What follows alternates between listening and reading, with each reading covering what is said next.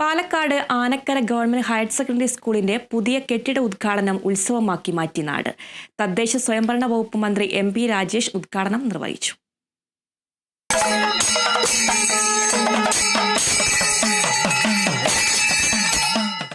സംസ്ഥാന സർക്കാരിന്റെ കിഫ്ബി ഫണ്ടിൽ നിന്നും 3.90 കോടി രൂപ വിനിയോഗിച്ചാണ് പുതിയ കെട്ടിടം പൂർത്തീകരിച്ചത്. 3 നിലകളിലായി 15 ക്ലാസ് മുറികൾ കെട്ടിടത്തിൽ ഒരുക്കിയിട്ടുണ്ട്.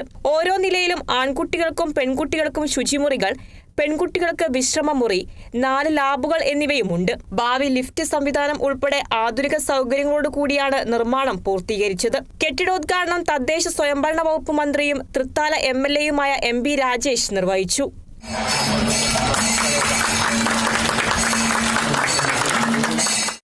LDF സർക്കാർ അധികാരത്തിൽ വന്ന ശേഷം പൊതുവിദ്യാഭ്യാസ സംരക്ഷണ യജ്ഞത്തിന്റെ ഭാഗമായി വലിയ പിന്തുണയാണ് സ്കൂളുകൾക്ക് നൽകി വരുന്നതെന്ന് മന്ത്രി പറഞ്ഞു.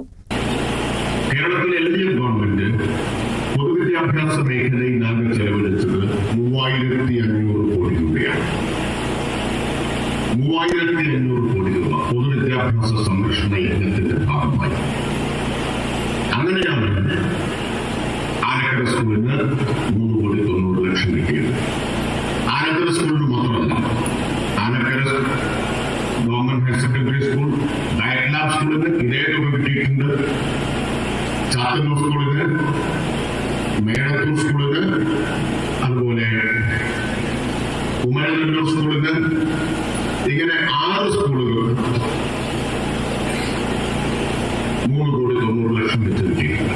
ചടങ്ങിൽ സ്കൂളിൽ നിന്ന് വിരമിക്കുന്ന പ്രിൻസിപ്പൽ AK അനിൽകുമാറിനും അധ്യാപകരായ MP സതീഷ്, M രാമദാസ്, കെട്ടിട നിർമ്മാണ കോൺട്രാക്ടർ വേലായുധൻ എന്നിവർക്ക് മന്ത്രി MP രാജേഷ് മൊമന്റോ കൈമാറി.